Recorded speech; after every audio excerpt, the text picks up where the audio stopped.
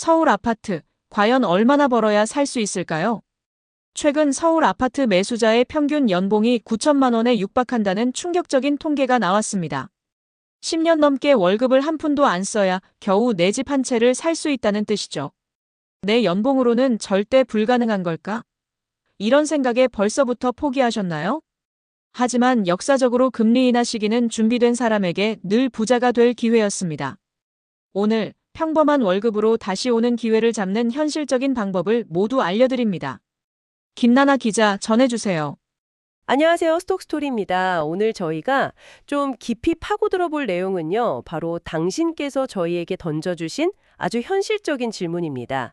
연봉 3천만 원으로 과연 서울에서 내 이름으로 된 아파트를 마련할 수 있을까? 어쩌면 많은 분들이 마음속으로 품고 있을 법한 그런 질문인데요. 이게 막연하게 느껴질 수도 있지만 저희가 받은 자료들을 토대로 한번 따져보려고 합니다. 이 목표의 현실적인 가능성, 또 그 과정, 그리고 어떤 전략이 필요할지 구체적인 숫자와 함께 차근차근 알아보겠습니다. 오늘 저희의 임무는 명확합니다. 일단 현재 서울 아파트 평균 가격부터 시작해서요. 이 목표를 달성하려면 필요한 투자 수익률은 어느 정도인지, 또 실제로 요즘 서울 아파트를 사는 사람들의 소득 수준은 어떤지, 그리고 금리 같은 외부 환경 변화는 이 계획에 어떤 영향을 미치는지 이런 것들을 좀 다각도로 분석해 보는 겁니다.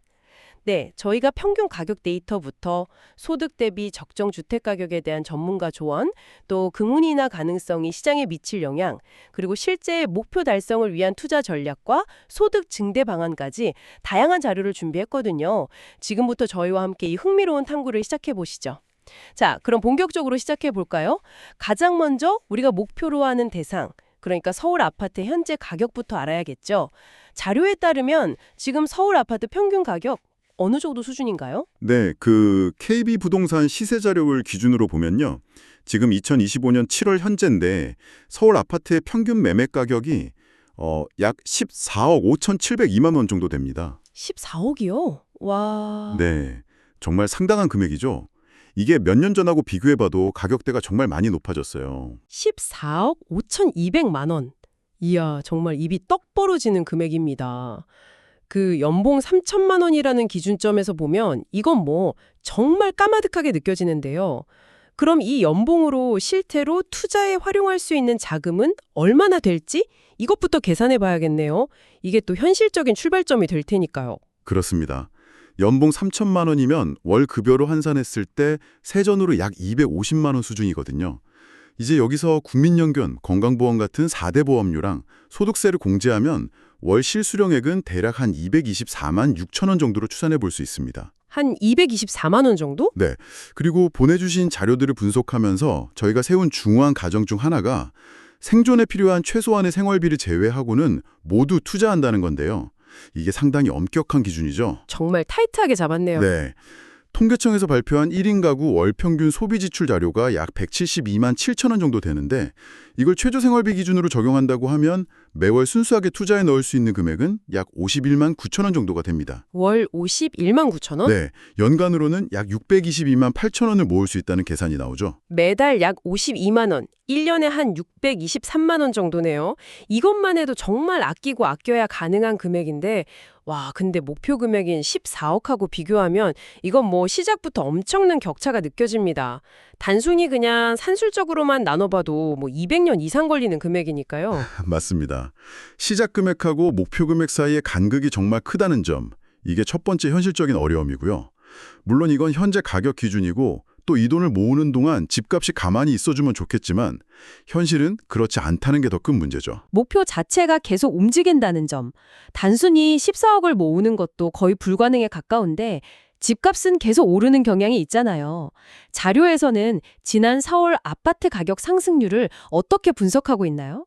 이게 정말 중요한 변수가 될 것 같습니다. 정확히 보셨습니다. 목표 금액, 그러니까 미래의 주택 가격은 시간이 지나면서 계속 변동합니다. 이게 이 계획을 세우는데 가장 어려운 부분 중 하나인데요. 자료에 따르면 지난 20년간 서울 아파트 가격은 연평균 8.38%라는 매우 높은 상승률을 기록했어요. 연평균 8.38%요? 네. 그러면서 약 5배나 뛰었습니다. 5배나? 와. 물론 특정 시기, 예를 들어서 최근 10년 평균 상승률은 연 3% 정도로 과거보다는 좀 둔화된 모습도 보이긴 했습니다. 하지만 중요한 건 장기적으로는 꾸준히 우상향하는 추세를 보여왔다는 사실이죠. 이 과거 상승률 데이터를 바탕으로 미래를 한번 예측해보면요. 30년 후의 목표 금액은 어떤 상승률 시나리오를 적용하느냐에 따라 정말 천문학적으로 달라집니다. 예를 들어서 앞으로 연평균 3%씩 꾸준히 오른다고 가정을 하면 30년 후 서울 아파트 평균 가격은 약 34억 원이 됩니다. 34억 원. 그것도 엄청난데요. 그렇죠. 그런데 만약 과거 20년 평균인 8.38% 상승률이 지속된다고 가정하면 30년 후 목표 금액은 무려 153억 원에 달할 수도 있다는 계산이 나와요. 153억이요? 와, 정말 상상하기 힘든 금액이네요. 네, 물론 미래를 정확히 예측할 수는 없지만 집값이 가만히 있지 않을 것이라는 점은 분명해 보입니다. 이건 월급 모아서는 도저히 따라잡을 수 없는 속도라는 생각이 드는데요. 그럼 계산을 해보죠. 아까 계산한 대로 매년 약 623만 원을 꾸준히 투자한다고 했을 때 이 어마어마한 미래의 목표 금액을 달성하려면 도대체 연평균 몇 %의 투자 수익률을 내야 하는 건가요? 그 계산 결과가 정말 놀랍습니다. 방금 말씀드린 주택가격 상승률 시나리오, 그러니까 연평균 3% 상승해서 30년 후에 34억 목표인 경우랑 연평균 8.38% 상승해서 30년 후에 153억 목표인 경우, 이 두 가지 경우에 대해서 필요한 연평균 복합 수익률, CAGR을 계산해 보면요. 각각 18.05%와 25.12%라는 결과가 나옵니다. 잠시만요. 연평균 복합 수익률 CAGR이라고 하셨는데 이게 정확히 어떤 의미인지 조금 더 쉽게 설명해 주실 수 있을까요? 그냥 연평균 수익률이랑은 다른 건가요? 아, 네. 좋은 질문입니다. CAGR, 그러니까 연평균 복합 수익률은요. 단순히 매년 수익률을 산술적으로 평균 낸 게 아니고요.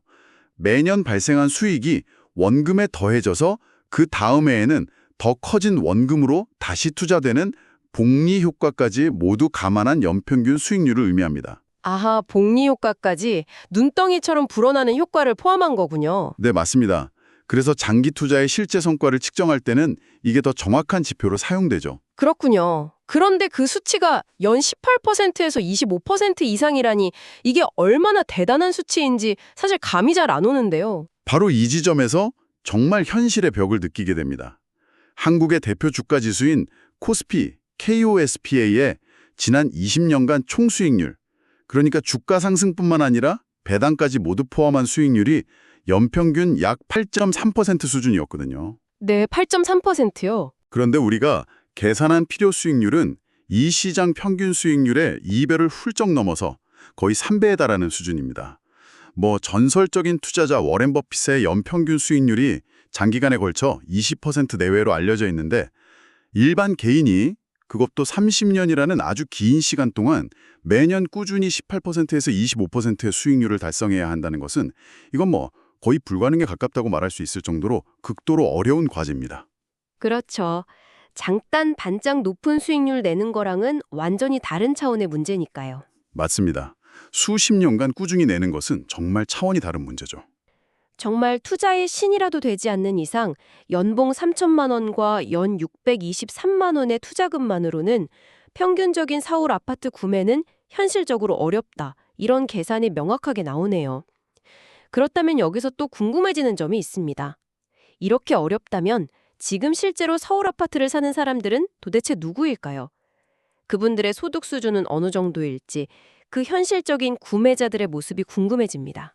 네, 그 부분을 살펴보면 현재 시장 상황을 더 명확하게 이해할 수 있습니다. 최근 통계 자료가 좀 흥미로운데요. 2025년 1분기 기준으로 서울의 중간 가격대 아파트, 당시 시세로 약 9억 1천만 원 정도 됐는데요. 이 아파트를 구매한 가구의 평균 연소득이 약 8,874만 원으로 조사가 되었습니다. 이게 역대 최고치입니다. 연소득 8,874만 원이요? 와, 연봉 3천만 원과는 정말 큰 차이가 있네요. 그렇죠. 이걸 소득 대비 주택가격 비율, PIR이라는 지표로 보면 10.2배인데요. 이건 앞서 말씀드린 것처럼 해당 가구가 연봉을 한 푼도 쓰지 않고 꼬박 10년 이상 모아야 그 중간 가격 아파트를 살 수 있다는 의미입니다. 10년 이상을 꼬박, 그것도 한 푼도 안 쓰고 모아야 한다니. 불과 몇 년 전인 2021년만 해도 서울 아파트 구매 가구의 평균 소득이 한 5천만 원대였다는 자료도 본 것 같은데 그 사이에 소득 장벽이 이렇게나 높아진 거군요. 맞습니다. 불과 3, 4년 사이에 서울 아파트를 구매할 수 있는 평균 소득 수준이 5천만 원대에서 거의 9천만 원에 육박하는 수준으로 급격히 높아졌다는 것은 그만큼 평범한 월급쟁이가 서울에서 내 집을 마련하는 것이 점점 더 어려워지고 있다는 현실을 그대로 반영하는 거죠. 그렇다면 반대로 한번 생각해보죠. 연봉 3천만 원인 경우 현실적으로 어느 정도 가격대의 집을 목표로 삼는 것이 그나마 좀 적절할까요? 무작정 평균 가격만 바라볼 수는 없을 텐데요. 자료에 나온 전문가들의 조언 같은 것이 있었는지요? 네, 관련해서 한 전문가의 의견이 자료에 포함되어 있었습니다. 그분 의견으로는요, 순수하게 거주를 목적으로 한다면 마음이 편안한 집의 가격은 본인 연봉의 한 대여섯 배 수준이 적정하다고 봅니다. 연봉의 대여섯 배. 그럼 3천만 원이면 1억 5천에서 1억 8천 정도겠네요. 네, 그 정도죠. 그리고 투자의 관점을 조금 더 고려하더라도 최대치, 그러니까 감당 가능한 맥시멈은 연봉의 10배 정도로 생각하는 것이 좋다고 조언합니다. 최대 10배. 그럼 3억 정도? 네, 그런데 문제는 많은 사람들이 이 최대치, 연봉의 10배를 마치 권장치나 기본값처럼 오해하고 무리하게 대출을 받아서 집을 사려는 경향이 있다는 점입니다. 예를 들어서 연봉 합산 1억인 신혼부부가 현금 1억 5천만 원을 가지고 있을 때 이 전문가는 3억 원대 주택부터 알아보는 것을 권하지만 정작 당사자들은 그래도 서울인데 최소 5, 6억짜리는 되어야 살만하지 않나 라고 생각하면서 과도한 대출 부담을 지려고 한다는 거죠. 아, 그런 경향이 있군요. 네, 이런 현상 뒤에는 집값은 계속 오를 것이다 라는 기대 심리도 있고 또 주변 사람들이랑 비교하면서 뒤처지고 싶지 않다는 심리도 복합적으로 작용하는 것 같습니다. 하지만 가장 중요한 것은 남들과 비교하기보다 자신의 소득 수준과 상환 능력을 냉정하게 평가하고 그에 맞는 현실적인 눈높이를 설정하는 것이라고 강조합니다. 그렇군요. 결국 자기 분수에 맞는 집을 찾는 게 중요하다는 말씀이네요. 자, 그렇다면 이 모든 것이 무엇을 의미할까요? 결국 연봉 3천만 원으로 서울 평균 아파트를 사는 것은 계산상으로도 현실적으로도 매우 어려운 도전이라는 건 명확해졌습니다. 단순히 열심히 일하고 아끼는 것만으로는 도저히 따라잡기 힘든 격차와 요구 수익률이 존재한다는 거죠. 그래도 포기할 수는 없지 않습니까? 가능성을 조금이라도 높이기 위한 방법은 없을까요? 자료들에서 제시하는 구체적인 전략들이 있었죠. 네, 맞습니다. 불가능에 가깝다고 해서 손 놓고 있을 수는 없겠죠. 현실적으로 가능성을 높이기 위한 가장 확실하고 중요한 전략은 바로 투자 원금 자체를 늘리는 것입니다. 달성하기 매우 어려운 연 18, 25%의 초고 수익률에만 의존하기보다는 본인이 비교적 통제하기 쉬운 변수인 투입금, 즉 매달 저축하고 투자하는 돈의 액수 자체를 늘리는 것이 훨씬 현실적인 접근법이라는 것입니다. 아, 수익률을 높이는 것보다 원금을 키우는 게 더 현실적이다. 네, 구체적인 방법으로는 첫째, 본업에서의 연봉 인상을 적극적으로 추구해야 합니다. 단순히 회사에 오래 다닌다고 연봉이 오르는 시대는 지났죠? 꾸준한 자기 개발을 통해 업무 역량을 키우고 성과를 명확하게 관리하며 이를 바탕으로 적극적인 연봉 협상에 나서야 합니다. 필요하다면 더 나은 대우를 받을 수 있는 것으로 이직하는 것도 당연히 고려해야 하고요. 그렇죠. 연봉 상승이 중요하죠. 둘째는 부업을 통해 추가 소득을 확보하는 것입니다. 요즘 많은 분들이 시도하고 계시죠? 퇴근 후나 주말 시간에 활용해서 스마트 스토어를 운영하거나 블로그에 글을 써서 광고 수익을 얻거나 전자책을 출판하거나 자신의 재능이나 기술을 활용해서 재능 마켓 같은 데서 활동하는 등 정말 다양한 방법이 있습니다. 월 30만 원, 아니 10만 원이라도 추가 수입이 꾸준히 생긴다면 이게 복리로 쌓이면 장기적으로 엄청난 차이를 만들 수 있습니다. 티끌 모아 태산이라는 말이 여기서도 적용되네요. 그렇습니다. 셋째는 너무 당연하지만 철저한 지출 통제가 병행되어야 합니다. 선저축 후 소비 습관을 몸에 익히는 것이 중요합니다. 월급이 들어오면 정해진 투자 금액을 먼저 이체하고 남은 돈으로 생활하는 거죠.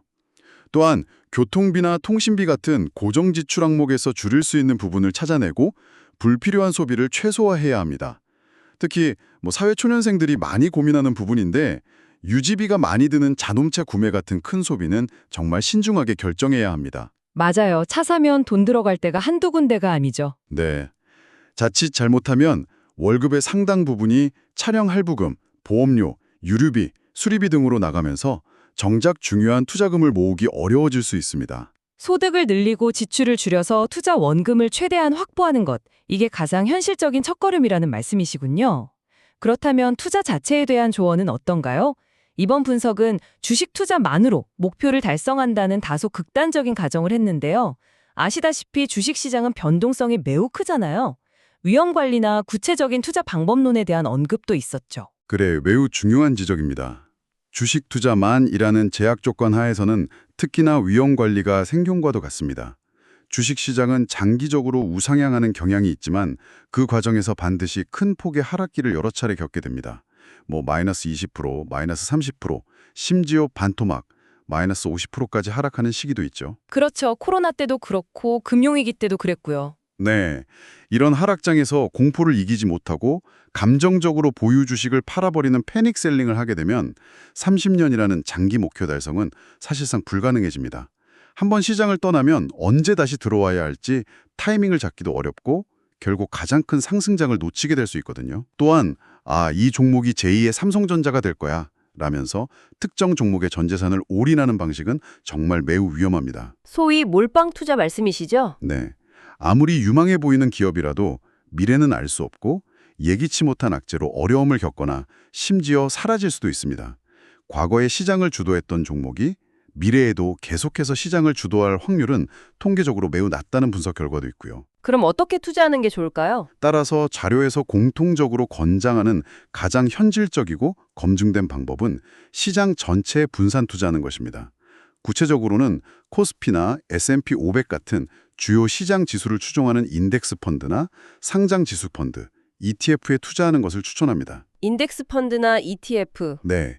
그리고 여기에 더해서 매월 꾸준히 정해진 금액을 적립식으로 투자하는 방식, 돌라 코스트 에버레징을 병행하는 것이 좋습니다. 적립식 투자, 돌라 코스트 에버레징이라고 하셨는데 이것도 조금 더 설명해 주시면 좋겠습니다. 어떤 장점이 있는 건가요? 네. 적립식 투자, 그러니까 달러 코스트 에버리징은요. 매달 또는 매주 정해진 금액만큼 꾸준히 같은 펀드나 ETF를 사들이는 방식입니다. 예를 들어 매달 50만 원씩 투자하기로 했다면 주가가 높을 때는 그 돈으로 살 수 있는 주식수가 좀 적어지고 반대로 주가가 낮을 때는 더 많은 주식수를 사게 되겠죠? 비쌀 땐 적게 사고 쌀 땐 많이 사게 되는 거군요. 맞습니다. 이렇게 꾸준히 투자하면 자연스럽게 평균 매입 단가를 낮추는 효과를 기대할 수 있습니다. 무엇보다 시장이 오를지 내릴지 타이밍을 예측하려는 그 어려운 시도를 할 필요가 없고요. 감정에 휘둘려서 잘못된 결정을 내릴 위험을 줄여줍니다. 마켓 타이밍 잡는 게 정말 어렵다고들 하죠. 네, 전문가들조차 마켓 타이밍을 정확히 맞추는 것은 거의 불가능하다고 말합니다. 따라서 꾸준히 기계적으로 투자하는 것이 장기적으로는 더 나은 성과를 내는 경향이 있습니다. 개별 종목의 흥망성쇠에 대한 걱정 없이 시장 전체의 장기적인 성장을 따라가는 가장 합리적인 방법 중 하나라고 할 수 있죠. 물론 역시 원금 손실의 위험은 있습니다만 개별 종목 투자보다는 위험이 훨씬 분산됩니다. 결국 30년이라는 긴 시간 동안 투자 원칙과 규율을 지키면서 감정에 휘둘리지 않는 것이 성공의 핵심 열쇠가 될 것입니다. 원칙과 규율 정말 중요하겠네요. 네. 추가적으로 상황에 따라서는 실거주와 투자를 분리하는 전략도 고려해 볼 수 있습니다. 예를 들어 당장의 내 집 마련은 좀 뒤로 미루는 대신에요. 비교적 주거비 부담이 적은 지역이나 형태, 전월세 등으로 거주하면서 생활비를 최대한 아끼고요. 그렇게 확보한 여유 자금을 앞서 말씀드린 인덱스 ETF 같은데 더 적극적으로 투자해서 자산을 불리는 데 집중하는 방식입니다. 아예 사는 곳과 투자하는 곳을 분리하는 거군요. 네. 물론 이 전략은 주거 안정성이 낮아진다는 단점이 있고 또 투자 성과가 기대에 미치지 못할 위험도 있기 때문에 신중한 판단이 필요합니다. 정말 다양한 각도에서 고민해 볼 필요가 있겠네요. 소득 증대, 지출 통제, 그리고 장기적인 관점에서의 분산, 적립식 투자까지. 그런데요, 최근 경제 뉴스에서 금리 인하 가능성에 대한 이야기가 많이 나오잖아요. 미국도 금리를 내리기 시작했고 한국은행도 그런 가능성을 열어두고 있다는 분석이 많은데 만약 금리가 내려가면 이게 내 집 마련 계획에는 어떤 영향을 미칠까요? 언뜻 생각하면 대출 이자 부담이 줄어드니까 좋은 건 아닌가 싶기도 한데요. 이 부분을 좀 더 거시적인 관점에서 연결해 볼 필요가 있습니다. 역사적으로 보면요. 기준금리 인하는 시중에 돈, 즉 유동성을 더 많이 풀리게 만들어서 자산 가격, 특히 부동산이나 주식 같은 투자 자산의 가격 상승을 부추기는 경향이 강했습니다. 아, 돈이 풀리니까 자산 가격이 오른다. 네. 불과 몇 년 전 코로나 팬데믹 시기에 각국 중앙은행이 시행했던 초저금리 정책이 전례 없는 자산 가격 폭등을 불러왔던 것을 기억하실 겁니다. 현재 미국 연준이 금리 인하 사이클에 진입했고 한국은행도 향후 금리 인하 가능성을 배제하지 않고 있는 상황인데요. 시장은 이미 이러한 기대를 어느 정도 선반영하면서 움직이는 모습도 보이고 있습니다. 최근 주식시장의 상승세나 금가격 상승 같은 것도 이러한 유동성 확대 기대감과 무관하지 않다고 볼 수 있죠. 그렇군요. 만약 이러한 공급 부족 상황에서 저금리 기조까지 현실화된다면 어떻게 될까요? 부족한 공급과 풍부해진 유동성이 결합되면서 특정 지역, 특히 수요가 꾸준한 핵심 입지를 중심으로 가격 상승 압력이 더욱 거세질 수 있습니다. 아, 그러니까 금리 인하로 대출 이자가 조금 줄어드는 효과보다 풀린 돈 때문에 집값 자체가 더 가파르게 오를 가능성도 있다는 말씀이시군요. 연봉 3천만 원으로 집을 사려는 입장에서는 오히려 더 불리한 환경이 될 수도 있겠네요. 예, 그럴 가능성을 충분히 염두에 두어야 합니다. 금리 인하가 반드시 모든 사람에게 긍정적인 것만은 아닐 수 있다는 거죠. 오히려 자산 시장의 양극화, 즉 좋은 입지의 아파트 가격은 더 오르고 그렇지 않은 곳은 정체되거나 하락하는 현상이 심화될 수도 있습니다. 따라서 어느 지역을 목표로 삼을 것인지, 그리고 변화하는 시장 상황에 어떻게 대응할 것인지에 대한 고민이 더욱 중요해질 것입니다. 자, 오늘 정말 많은 이야기를 나눴는데요. 정리를 해보자면 연봉 3천만 원으로 현재 평균 가격인 14억짜리 서울 아파트를 30년 안에 마련하는 것. 이건 매년 18% 이상의 초현실적인 투자 수익률을 꾸준히 달성해야 하는 정말 극도로 어려운 도전이라는 것이 숫자로 명확히 확인되었습니다.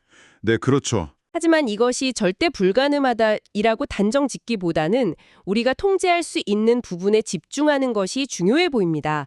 소득을 늘리기 위한 부단한 노력과 꾸준한 절약을 통해서 투자 원금 자체를 최대한 늘리고 또 시장의 단기적인 변동성에 일희일비하지 않으면서 코스피나 S&P 500 같은 시장 지수를 추종하는 인덱스 ETF에 장기적으로 꾸준히 기계적으로 적립식 투자를 하는 것. 이런 현실적인 전략을 끈기 있게 실천한다면 그 어려운 가능성을 조금이나마 높여볼 수는 있겠습니다. 무엇보다 강조하고 싶은 것은 현실적인 기대치를 설정하는 것의 중요성입니다.